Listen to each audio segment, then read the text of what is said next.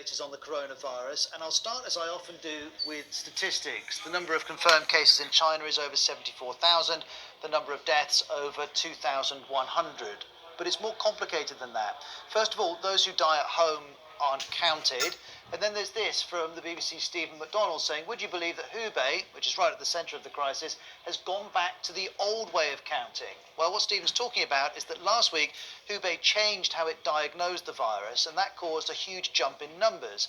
But now that change in diagnosis has been reversed. And as Stephen notes here, that's problematic because the most useful aspect of the official numbers has been watching the trend.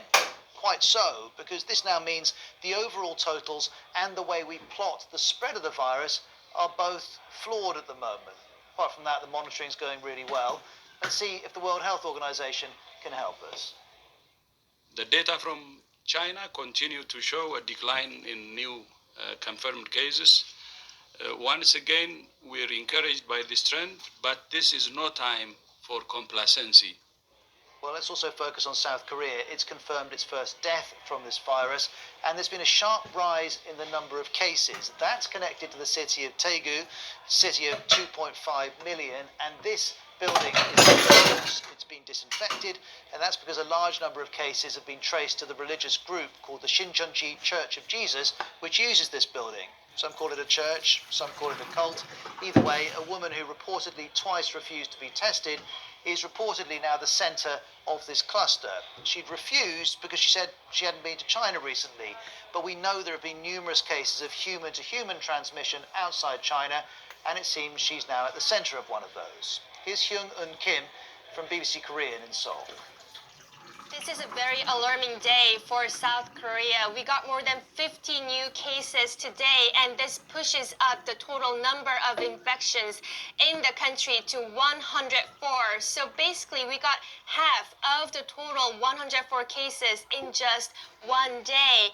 And like it's been reported, this has to do with a woman of a religious sect. The religious group is called Shincheonji, and we learned a couple of days ago that she attended religious services where more than 1,000 people were there with her.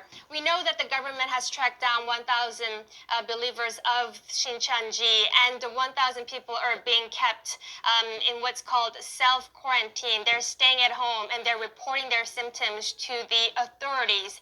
But what is alarming is that this number of people are concentrated in one specific area. It's called Daegu. Daegu is Korea's fourth largest city, and people are concerned if this city is medically equipped enough to handle the soaring number of infections.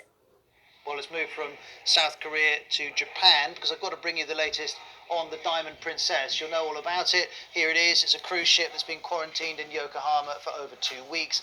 Over half of the cases of this virus outside of China are on board this ship, 634 of them.